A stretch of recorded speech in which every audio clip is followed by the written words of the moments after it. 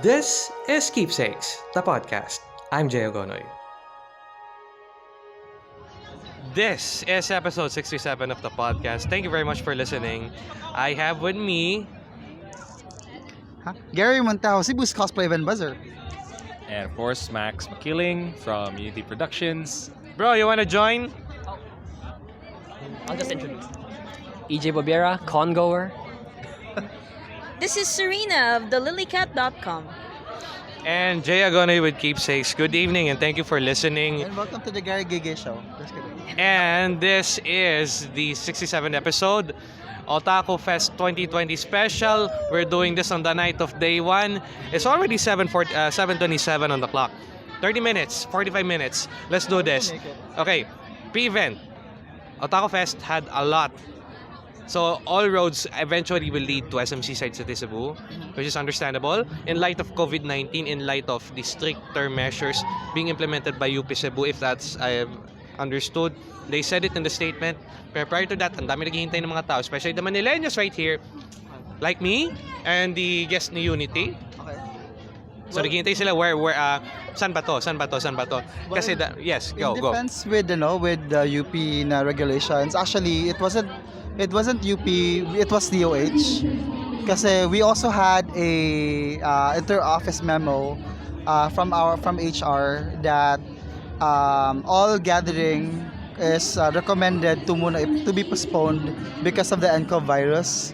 So supposedly we should have like a kick-off party sa office namin. So unfortunately it was postponed because of the virus. Because of the virus. So I think that also that's also what happened to Otakufest sa UP. That's why UP is not recommending to have an event in the school kasi it's also they're gonna have a public, and it will also kind of jeopardize ang mga students din kasi ang mga congoers. So yeah, it is legit.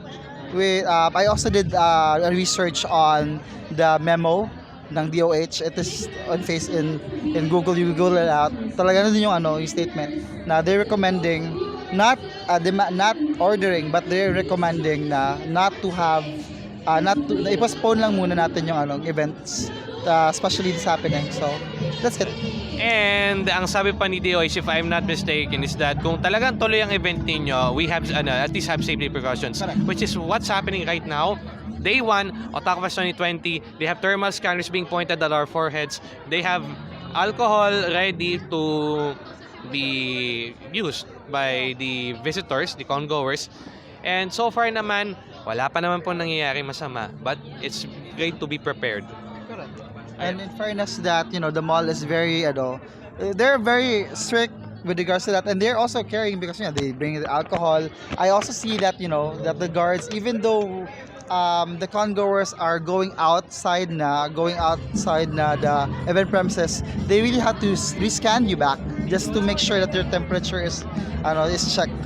So yeah, we commend the mall for being so health conscious, prepared. That's correct. So yeah, but thinking about it, guys, this year's Otakufest has a lot of challenges that they had to encounter. Yeah, first is the nCoV, and then also if the people are not aware, there's another event that's also sharing the same day with the same venue, and that's with a brand, a soft drinks brand, which is where they also have yung mga performers, Cebuano performers, and also Manila performers. I'm not surprised that there was a gathering of K-pop fans outside of I'm not surprised.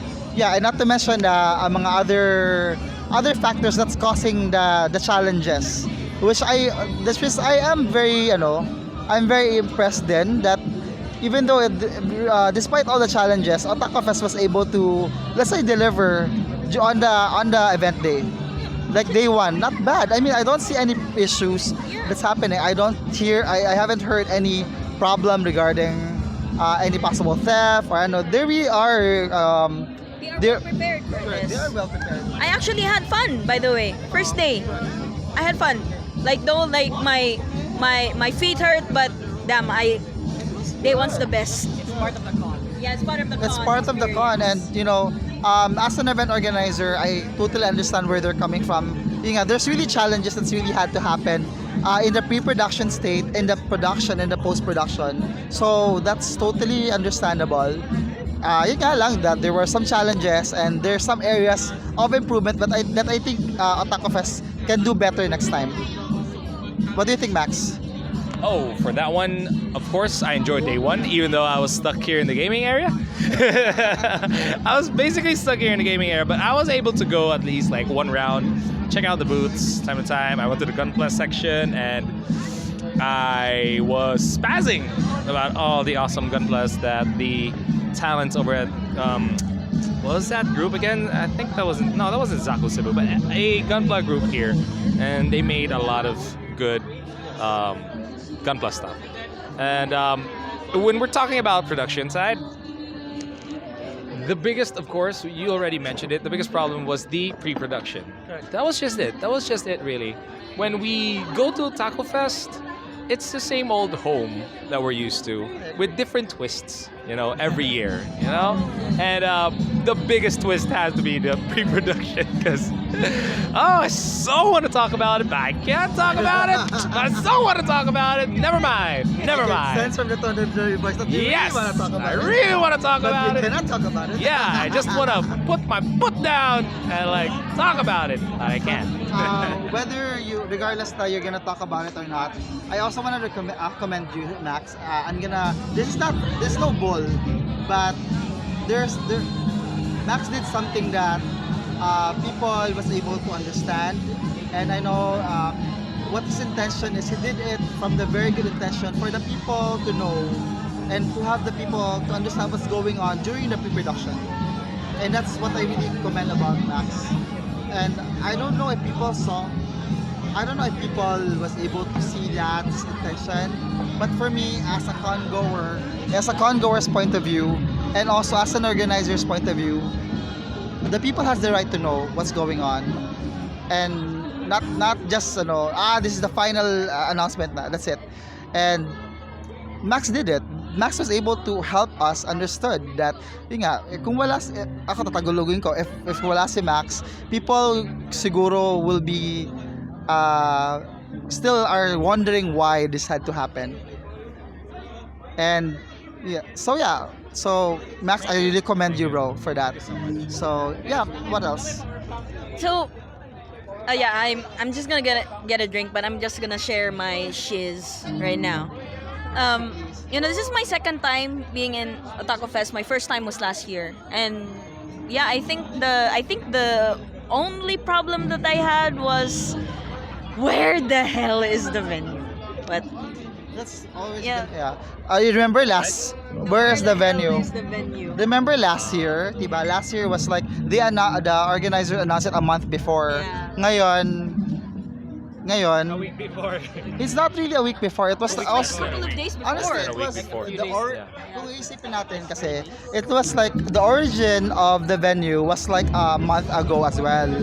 Then ang announcement, the change of the venue was like a week before. So there was a venue na talaga.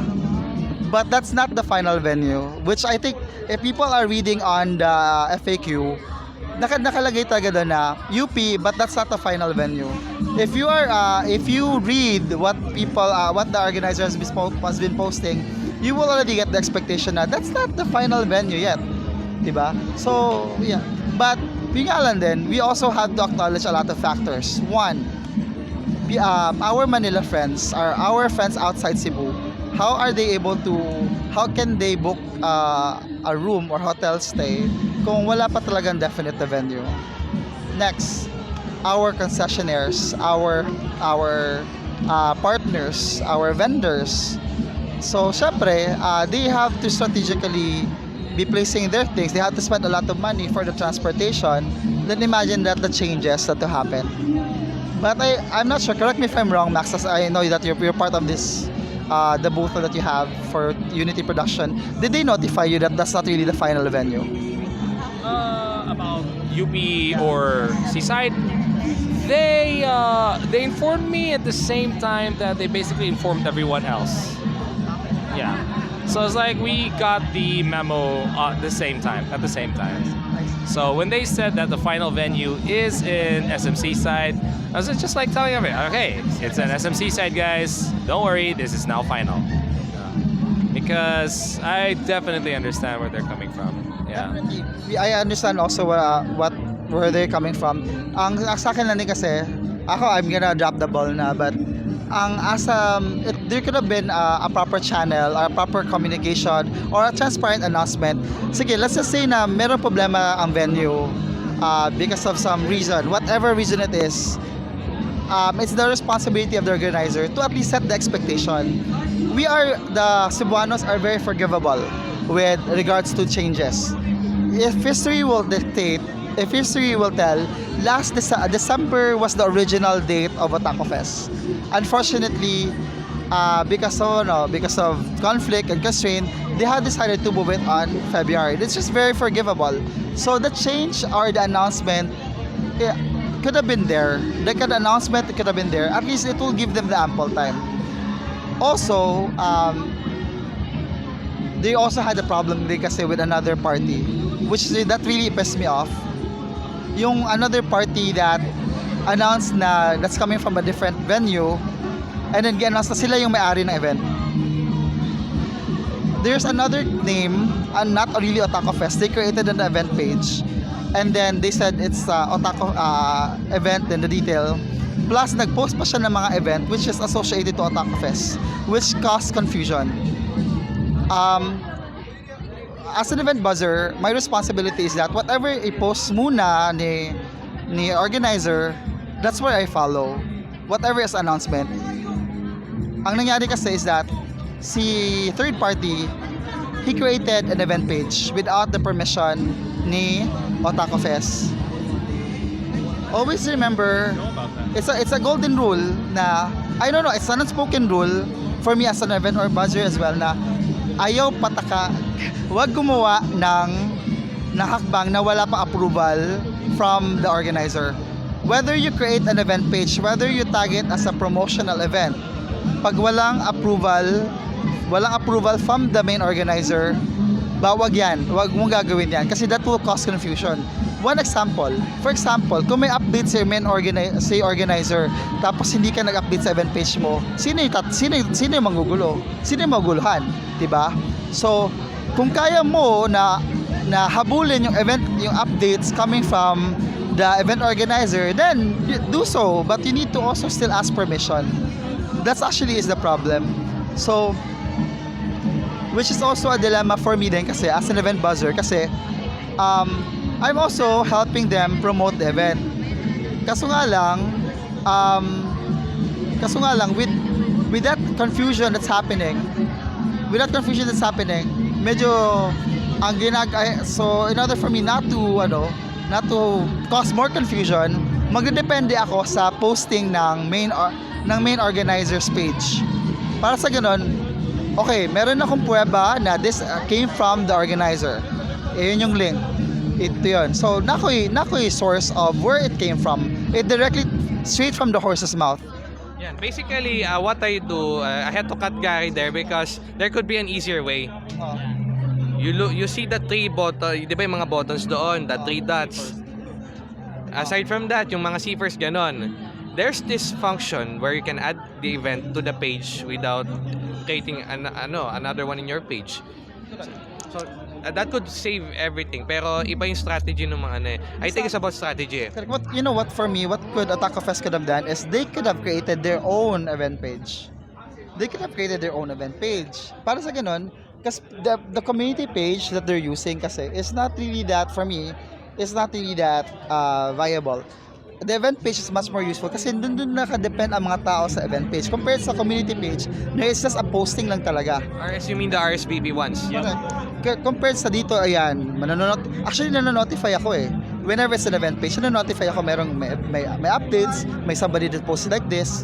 So it could have been better. Yeah, but again, it's up to the organizers.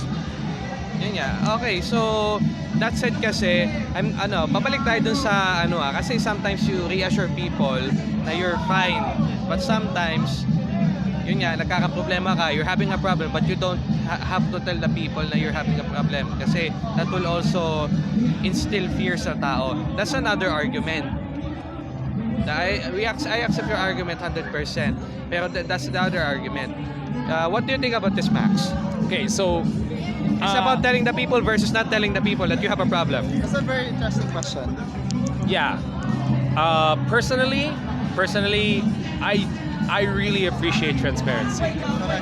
I love transparency, and if I were like allowed to be transparent, I'd be as clear as day. Yeah, but you know, society standards, like company standards, rather, they prefer you not to talk about it, or like modern etiquette about the stuff like that. I think you get my point. Yeah, they tell you to like either sugarcoat it or just not talk at all. Yeah, which leaves us in a very gray area, especially organizers, because our hearts want to be honest to the people. We want to be honest to our communities, but our contracts don't allow us to. Yeah. So it's more of like a moral question. What are the risks that you would tell people? What are the risks if you tell people that you have a problem? What's going to happen after that?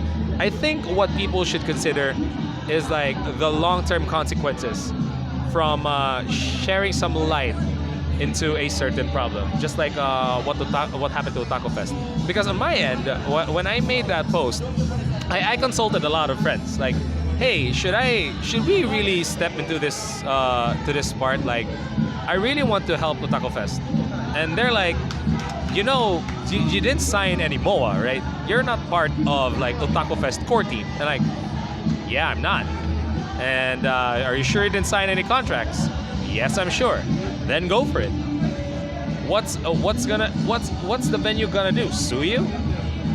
They're like, okay, you know what? You had me there. I'm gonna make that post. so that's where I actually made it. Yeah. Because if we were given the chance, I'm pretty sure Gary could say the same thing. If Gary was given the chance to like not have consequences for telling the truth, I think we'd just do it right away in a heartbeat. I think we'd do it in a heartbeat. Because what is the point of an event if there is no community? What is a lot more valuable? The sponsors, the venue, all the others, or the community that you're trying to please? It's actually a balance kasi Yeah. sponsors give you money. Yeah. The visitors are the audience Yep. that supports them who gives you money.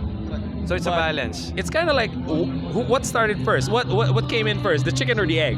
Diba? Yeah. It's a catch-22 question. Yeah, because if you were to think about it, the community is the egg, and scientifically, the egg came first. Yeah, because here's the thing. How would sponsors have interest in supporting you in the first place if there's no community behind it? There's no market behind it. So I asked myself the same question. I really love the point of view, like the balance. Yes, the balance will always be perfect. If we get a perfect balance, that would be like a very great event. But when it came down to Otakufest's situation, I would have chosen the community over the sponsors. Just my take. It's just my take, because I've done that a lot of times before, and it paid out pretty well for me. Yeah, I've made some enemies with sponsors, and clearly I can't get them anymore, but the hell, what does it matter to me? Because they don't understand. They don't understand where we're coming from, because we're trying to help them sell their product to our market. And if they cannot respect our market, then what's the point of the market respecting back? You know? That's just my take on it. Yeah. Not everyone would agree on it, but at least I'm just trying to voice it out. I'm trying to voice out the value of community. Yeah. Because I owe a lot to the community. Because when I started back in 2016 for Archon, man, I didn't know this existed. I didn't know. Whoa! people are actually, whoa, that's my favorite cartoon character. Well, that is my favorite anime character. What are they doing? Why are they dressing up like them? They look so damn cool. And it just blew my mind. Yeah, it just blew my mind. Yeah, it just blew my mind. And I'm like, you know what? This place makes me happy. I'm gonna help make it a happy place. That's just it. That's basically how it all began. I'm so stupid. Yeah, I mean, talaga, magtinabang ita, that's like I said in Bisaya, and that's Bisaya for her. Let's help each other. If there's a problem, tell us. We're not gonna, ako lang as a con goer who's been with Otakufest for 13 years, and also an organizer, I know where you guys are coming from. It doesn't hurt to tell us what's happening. At least we will have a clear understanding of what you're gonna do. And kanang, it will be better also if if it doesn't hurt to be helped at ano yan eh. That's actually what I mean. That's what community is all about. That's what community is all about. Helping each other out. Yeah. Especially Because- the ones who need it the most. Yeah, because for example, I'm just gonna give a example that I'm very, very familiar with. Our organization, Unity. We are basically like people from like very different places, like just a weird mash of people, but we blended well, you know. Some rotten eggs here and there, but in the end, majority really blended well, and because of that, we were able to do a lot of good things, you know, for the community and for ourselves, because we helped each other out. Yeah, Unity is basically just a small community of misfits, just like that. Yeah. Pero ako lang, I'm putting myself into the shoes of Otakufest. Maybe I'm not I'm not saying na yun yung na-feel ni Otakufest na organizers, but I think it's one factor din kasi na hindi siguro nila sinasabi yung or binibigyan ng updates because maybe because of the feedback coming from different people. All I can say is that we are in this industry. Event organizing is an industry where we please everybody. But reality is we cannot please everyone. We cannot please everyone. What the best that we can do is is to provide the best that we can for the community, and also be transparent, if I may add on katong sa sinabi ni Max. So transparency and being updated, that's it.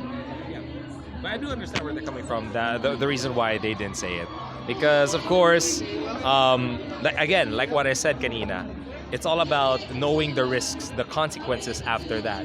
If they were to voice that out instead of somebody else, then we would not have this venue.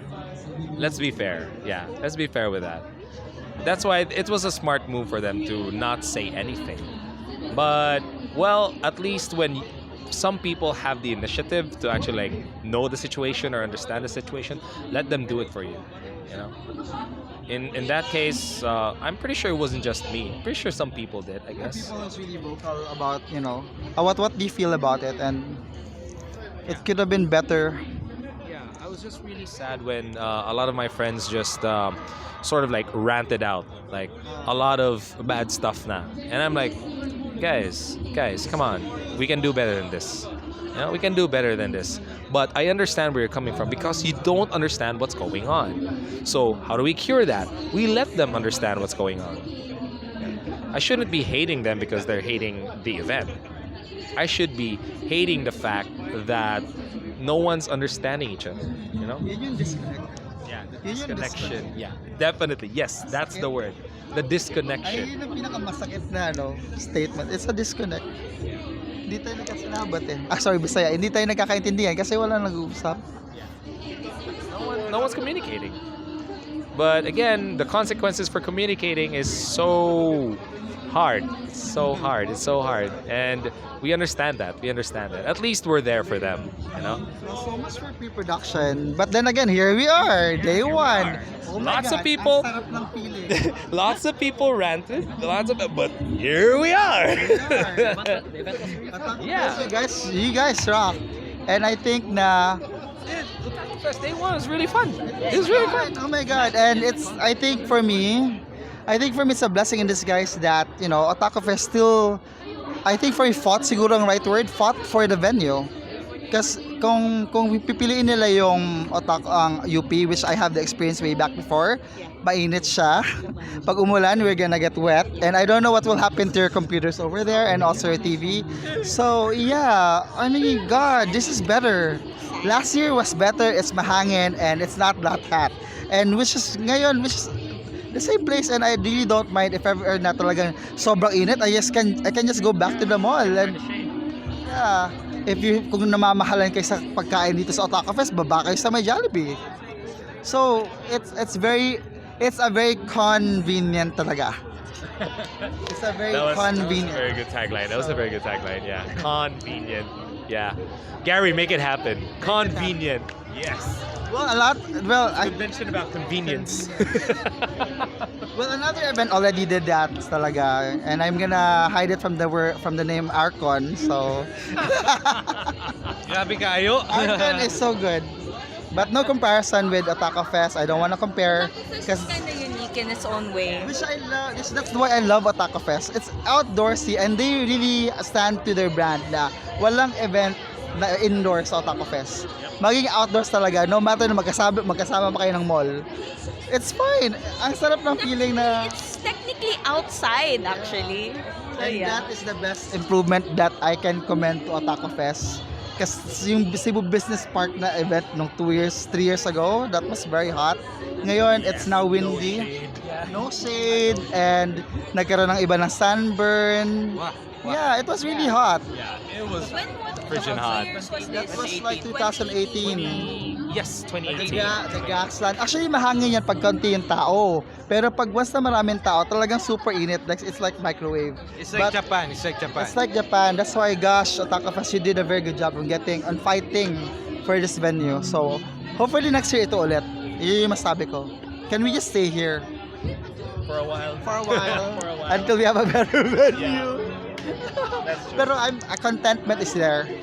And It's a good mix, like it's hot but not too hot. Like it's windy, so like it's good. And if you get too hot, like he said, you can just go inside. That's like really good for me. how long was, this is your first time ba? Your Otakufest? This guy's been like, he's also like a veteran.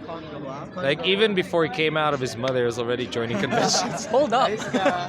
no, that's a Don't different. go in convention. spirit.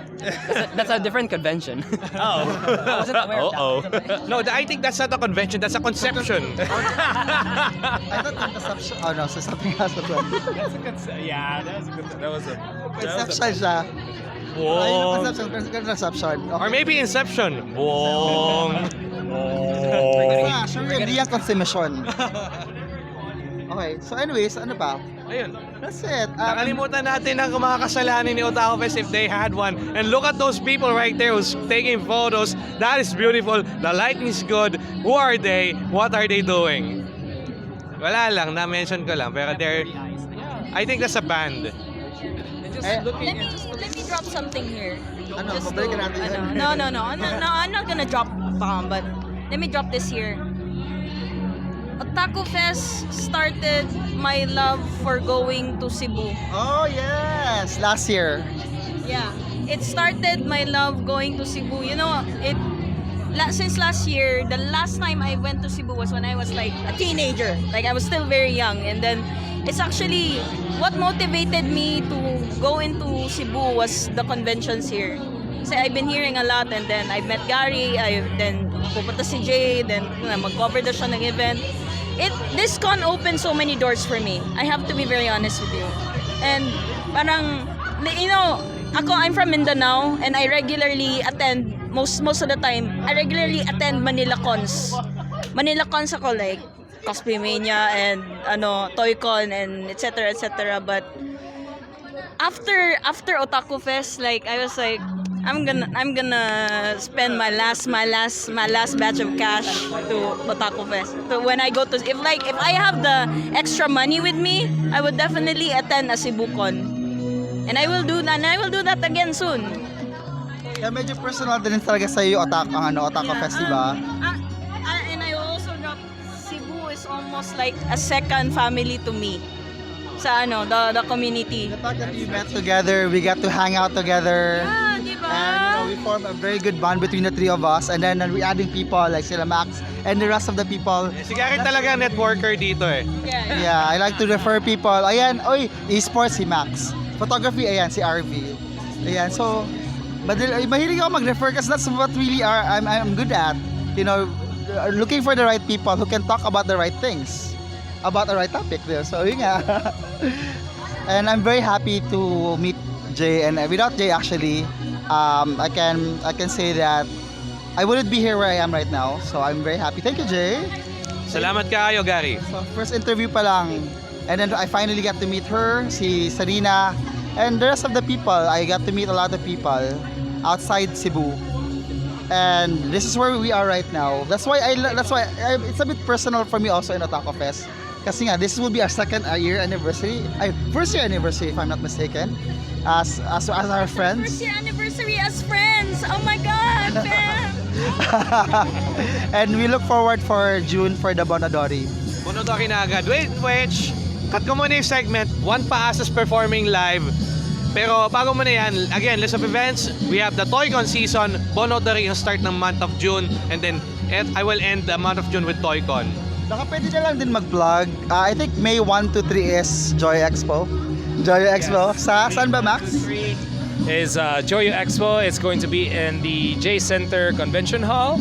It's going to be 3 days of LED lights. Lots of LED lights and computers and video games and nerds and cosplayers and everything that you can think of that's fun. And RGB! RGB! Future of gaming is The here. future of gaming! And of course, it's going to be hosted by... You're getting a second run of that Joyo, ha? Yeah. I'm very impressed. Keepsakes. Yan nga, I haven't explored everything sa Otakufest. And yet, nag-enjoy ako. I enjoy with the cosplays. Bukas mag-enjoy pa ako niyan. And tomorrow, on day 2, I will be doing more of that stuff. Plus yung mga pending ko pa. Well, So, I talk need about the things that you did. You for the first time joined a workshop about props making. Yeah. With Siegfried Enero and also Shinsky, and also King from Malaysia. Yeah. And you got to interview King from Malaysia, which Thanks to you. Oh, thank you very much. And also got to meet Hikarin and also Didi Tenka. Tenka. Sige. Then also the Yu-Gi-Oh, the card gaming exhibition. Yeah. So Yeah. Kumusta ka, Talo? It was a tournament. Actually thought it was a tournament. that's also my feedback also hopefully to the Otakufest organizer. Tap the organizing partners. Like for example, kung Yu-Gi-Oh Cebu Duelist, kung sakaling mga gamings like that, you can tap on Max. So tapping the right organization actually works. So hopefully next year, ano na? Yeah, next year. Ayun. So yun nga, no? Okay, let's before we proceed, I want to recap everything that we've said. We've talked about this communication, the discord between the communication, and we talk about yung experiences natin. Kasi this special talks about more of the parang dig into the deeper things more than the actual experience. So, we'll focus on more experiences. Kaya nga na-mention ko bigla, okay, I built this arm brace out of foam, 6-inch foam. Tama ba? 6-inch foam. 6-inch, is that 6-inch foam? Hindi. Scrap foam. Craft foam. Basta, size 6 craft foam. So, yun, for size 4 craft foam. Ayun, pero yun nga, I had to cut off kasi it was actually 3 p.m. Tapos, kailangan ko nang kumuha ng mga footage dito. 2 days is not enough, people. 2 days is not enough if you want to explore. Ang daming pwede gawin, actually. Ang daming pwede gawin. FMA also has this FX makeup. And also, there's also the animation where you can draw Cebu Animation Guild, if I'm not mistaken. Yeah. Correct. And there's a lot of things. And you want to play Tekken? You want to play... I wanna spend another hour or 30 minutes interviewing Zach and also Roxanne, because I'm sure that this is now their second time here in Cebu, and there's something in Cebu that they really love to come back, right? So I wanna interview more about our friends in Manila from different places, There's a lot of things, and I think bitin siya ang day 2. And knowing that, on Monday, it's like Cebu Charter Day, walang pasok, they could have extended to day 3. Pero may pasok ka nun, di ba? Yeah, right, yeah. This is a long weekend. Biruin mo sa amin, long weekend siya. Saturday, Sunday, then Charter Day sa Cebu, then EDSA Revolution. That's 4 days. Pero bakit may pasok ka na Monday? Immortal po kami, mga call center. So yeah, hindi po na-approve yung leave namin. So okay. Walang rest day. Walang rest day. Walang joke. Well, in that case, hindi ko alam kung may holiday kami ng 25 kasi that's a special non-working holiday. Special meaning it's not an official working. So, depende. Maybe. Ayun. But how do we describe Otakufest now in day 1 in one word? Okay, Let's go to that. Yeah, I want that. Ako sa akin, I can describe as forgiving. Kasi well, I have to be honest, with all the pre-event buhaha that we saw, yung mga Manileños nagreklamo saan sila pupunta kasi hindi pa tapos mag-book ng hotel. Well, again, going back, sometimes it pays to be patient. It pays to not really slip the tongue. Kasi habang nag-usap tayo dito, we have our reservations. I have my reservations too. But then again, eto na, nandito tayo, hindi na tayo napapagod. Relax lang, chill lang. Actually, I don't really feel tired. Well, my feet are tired, but like I really had fun. Yan lang. Diba? Napatawad na namin. Again, if you say Cebu is forgiving, the Cebuanos are forgiving, I forgive this. I want to be a Cebuano, mga yawa. That's a good start, yawa. That's the perfect start. There's also another form of yawa. Nyawa. Yawa. Pusang gala naman yun sa Tagalog Like eh. a southern accent. Cebuano. Nyawa. Nice. Ano? One word. Okay, one word. I gotta say it was refreshing. How come? How come it's refreshing? Because we were just so covered in like in a metaphorical sense, like muck and grime from all the hardships for the previous weeks. It was like when day 1 happened, it was like having a really nice hot bath. You know, like Wow, sarap ng description. so refreshing. It's so refreshing. It's like taking a bath after finishing like a night of drinking. Like, Not really a refreshing. night of drinking. It's more like a night of in Cebu we call it inday, like slow rains. Like when you're moving in SRP and you're using a motorcycle and like all of the trucks passing by just throw mud at you and like all that. And that was like the last few weeks of Otakufest. But now that day 1 happened, it's like a really nice hot bath. You know, it's like in the bathtub, just chilling, like, I'll be chilling, man. oh man, this is the life. You know, yeah, this is what I live for. Stuff like that. So yeah, refreshing. That is my one word for it. How about you, Gary? Recovery. Recovery for me. In customer service, in the field of a customer service, whenever something bad happens, it's up for an agent to do customer service recovery. So if ever the bad thing happened at the very first, you make sure that at the middle, at the end, it's gonna be a better one. It's gonna be a good one. It's gonna be a good ending. It may be a rough start, but make sure that the ending or the middle is a good one. That's how we call customer service recovery. So in one word, I'll use the word recovery. Yeah. Sige, go. One word. For Taco Fest, family. Yun lang. As I said, it's one of the reasons why I go to Taco Fest is the community here. Kasi, you know, yeah, as I said sa earlier na because of this con, I got to love the community here. Parang naging second family ko na din siya. Kasi well, aside from the CDO community and the Manila community, which I also have a fam there. Then, ito din. And if you're gonna ask me if I'm going to next year's Taco Fest, yes, I do. Oh yeah, we're looking forward to see each other Yeah. again next year. Yeah. But habang wala pang next year, Yeah. let's gonna enjoy what's gonna be happening in the events here in Cebu. Yeah. Enjoy the now. Enjoy the Enjoy now. the Indeed. tomorrow. Indeed. Yeah, there's tomorrow. Enjoy tomorrow. I already did my spending for today, so most likely on day 2 I might be focusing on like taking pictures and of course the WCS. It's bukas na eh. Yeah, Nagano na ako WC is something to look forward to. Tama ka, nagano tama na ako. ka. I already like whaled myself already, so I'm good. Mine is backwards. Yeah. Such a gotcha thing to Yeah. So Gotcha like players rise. yeah. So like yeah, I'm good for today. I already like bought the things that I want in the artist alley and everything. So like yeah, I'm gonna focus on covering the event for tomorrow. Correct.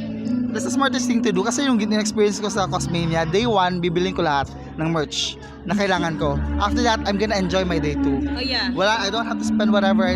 Basta day 2, it's all about, the fun stuff. Yeah. That's the cosplay and also the kahit na anong kakulitan na mangyari doon sa Otakufest ay sa Cosplay. I think that's actually what I'm doing also. Sige, yes. Ayun. So, EJ, so what's EJ, your- one word. For me, it would be thankful because I did a lot just to like go back here. I faced something that I shouldn't have like faced yet, just to go back here. I had a really serious talk just so I can go back here. And now that I'm here, like after all the problems and everything, like, oh, is it gonna be there? Is it gonna be here? Am I gonna do this, do that? And like, oh, it's in Seaside. Okay, it's this time. Okay, it's Friday to Saturday. It's like a sigh of relief. Like, Yeah, oh, I can, yeah. You're having second thoughts coming here. Yeah, because like Yeah. I'm not in Cebu. I was in Mindanao. Like, should I even go here if it's like it's gonna be like this? Like, and then You're well, thankful because, now that it's totally worth it, right? It's totally fucking worth it. Which place in Mindanao were you staying, by the way? I'm curious. I'm from Ipil, like Sambuanga, Sibugay. Ah, okay. Yeah. I'm Cagayan de Oro, so I'm in the Yeah, northern yeah, part, the far, the far north. Yeah. So it's like, if that final announcement, like where the final venue wasn't like didn't appear, like I would be seriously like doubting that I would be here right now. But now that it was confirmed, like and things like that happened, I'll just buy my ticket. I'll just go here. I'll ask my mom like the house, everything, visitors, and then I'll go to the convention. Like happy, okay. So there's like alcohol because of the like things, the events, like oh there are alcohols, like things like that, extra security. But other than that, once you go inside, have fun. I had fun. That's it. Like the events, the things, my friends, like all the people here. I had fun. Like, and in conventions, I don't get tired. I'm still full of energy. But once I go home, it's like the reminiscent. Like, I have to go back tomorrow. I need to sleep because I want to go. Because I want to have fun again. Like, I want to make the trip worthwhile. That's it. That's why I'm thankful. And that said, again, okay, Gary Montejo, Cebu's Cosplay Event Lumagpas ka sa Buzzer. 30 minutes. Which is okay lang kasi nag-45 na ako. Okay, sige. Okay, 45 na to. We need to catch up with my bus. So, again, cutting off, Gary Montejo, Cebu's Cosplay Event Buzzer, Cebu Cosplay Event Buzz on Facebook, lilycat.com, Serena, thelilycat.com. Alright, and we have Unity Productions here, Cebu Esports United, and Unity Productions on Facebook. Jay Agonoy with Keepsakes. And you can follow me on Twitter, Instagram at Agonoy, and Instagram is at Agonoy XYZ, Twitter is at Agonoy, and Facebook.com/keepsakes by J. And don't forget to watch my videos on YouTube. It's coming out every Friday noon at youtube.com/Agonoy. So ladies and gentlemen, Max, bago tayo maghiwa-hiwalay dito muna for now.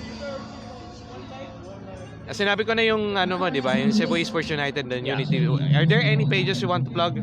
Oh, yeah. Feel free to like drop by see sa the Expo by Joyo, since that's the next big event that we're having. And of course, check out Bonadori as well, since it's coming over June, yeah? June? June. Bonadori. So I'm so happy that Bonadori is back because it means so much to me and my girlfriend. That event means so much to me and my girlfriend. Yeah.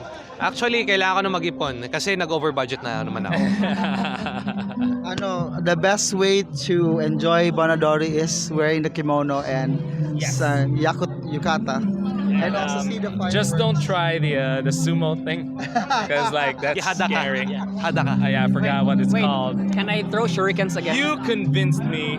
You almost convinced me, rather, to wear that back in Bonadori. I hate you.